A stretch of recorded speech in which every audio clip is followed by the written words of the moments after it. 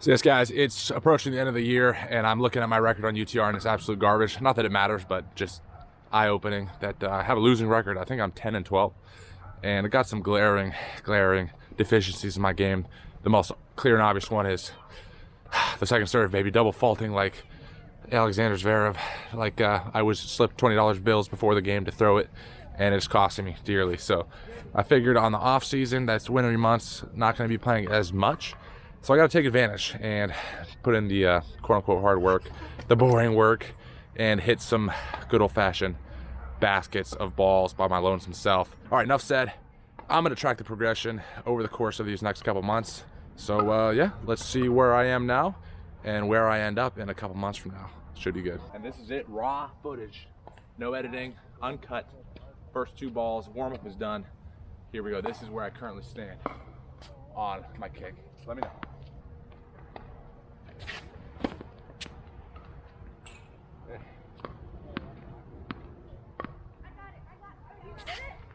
No.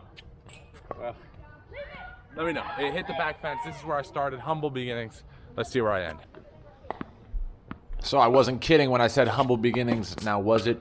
I will say 45, 50-ish degree weather is not the most friendly towards monstrous kicks. And yeah, it's not about the starting point now, is it? It's about where you end up. And at least I showed up for the training, for the honing of the skills. My son trying to communicate to me just how bad it is as best he can in those early days back late 23 and moving into early 2024. New year, new haircut, new toss as well. Look how straight the arm is, like an arrow. Trying to, yeah, just think about the most important aspect of any serve, whether it be kick, slice, or flat. It's all about the toss now, isn't it, baby? And also trying to, I mean, look at this guy. What a try-hard. Bouncing that ball, focusing, and hitting the back fence, drawing the duck lips.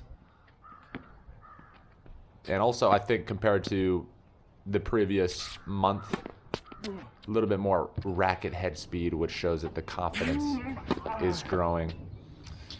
Yeah, speaking of, back to the toss, trying to get that zenith directly over my shoulder, slightly behind my head, more so than other serves. That was garnered from many videos that I watched over the course of these months regarding kick serves and the nuanced techniques that you need to try to develop. But I think even more so, well, just about as important as the toss is the brushing of the ball, and perhaps the most helpful tip that really began to yield some results was thinking of the ball as the face of a clock and striking it from approximately 7, 8 o'clock, if you will, all the way brushing across diagonally and leaving it at around 2 or 3 o'clock. So that helped get some action on it, and there you go. That is the first one of the lot, I would think, that actually had some shape to it, some bite off the ground. Getting about, hard to say there, but maybe 6 feet above the ground as it crossed the baseline. Watch it back one more time. Yep, it's a little bit of air there. So that's good to see as we continue on into April now and have someone on the opposite end of the court on the receiving end. We've seen him before. The man behind Evoke Tennis, formerly Vacation Tennis. Good buddy of mine helping me out with the video and freeze framing it, seeing where he's making contact with the ball as a frame of reference to see how high they're getting off. I think we have one more here. Let's take a peek. Yeah, not too bad, about shoulder height. So starting to get some progress in motion here, and this one's slapping about mid-height on the back tarp. Here we go, continuing on. Now we're full-blown summer, pretty much, and standing at the back fence. Not the most accurate technique here, just drawing a line across the screen as the 5-foot benchmark when it comes to the back fence. But that's a good way to gauge if you're getting some pop on these, some hop and pop, as where does it make contact with the back fence there. And I do have one fair warning coming up for you. There you have it, monster kick in the near future coming up. This bad boy has been hiding underneath your bed. A true monster. Let's take a look here. Whew, it just levitated. Put that ball under my spell and floated it. Surprised in real time and again watching it back. Let's take a look at the replay. It just went up and up and up. Helium. I've inserted some helium into the ball, baby. About window height as it relates to the house behind it. Good to see. But I will say that is a one-off. Let's keep that between you and me. This is just the highlight reel. Cherry pick the best ones, of course. Can I begin to develop this as a habit? Something that I have in the back pocket where I can pull it out at a moment's notice when I need it in the clutch. I'm liking that. As I'm in matches. So that's the whole purpose behind this, to develop a mastery over it. Right? That looks good, as baby. I alluded to earlier. This is a gritty court here. This is about 85, 90 degrees. So it's certainly hot now. And that's going to allow for some action. Yeah, look closely. Just follow the ball and you'll see them certainly jumping off the court. I think this one in particular. Let's take a look. Yep, some good shape and loop for sure. Oh, yeah. But they're going down the middle of the box. That's a so monster can right I there. begin to not only get the action on it, but also the placement, picking my Back of the line. spots and I was in. and getting them on either corner of the box. I think this is a good example of one that I got to go, ooh, daddy, that is dangerous. Hitting the side fence before the back fence. Try returning that bad boy. And this is in Felt good. sea level beach town, Myrtle Beach to be specific. Certainly gonna Yeah. allow Yeah.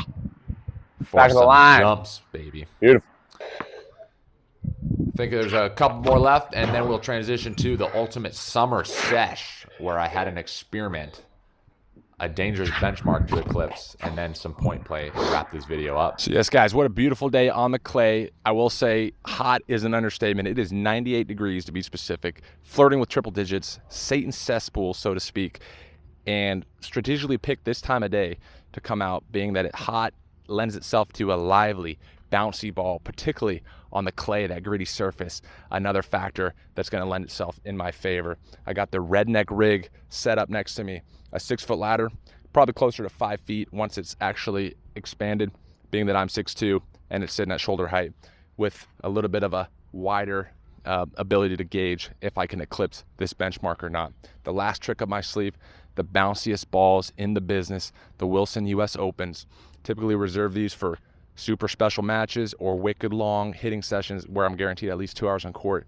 They're pricey, so don't you dare question my dedication to the cause here. $6.48 is not a normal proposition I would undertake strictly to practice serves, but here I go.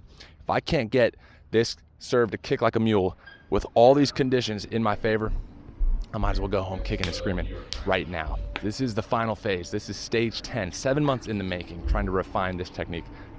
Nothing left to do but have a go. Let's do it. So here we have it, the final phase, Condor v. the Jerry Rig. And I do get it to go, getting the success on the experiment. Couple more for you.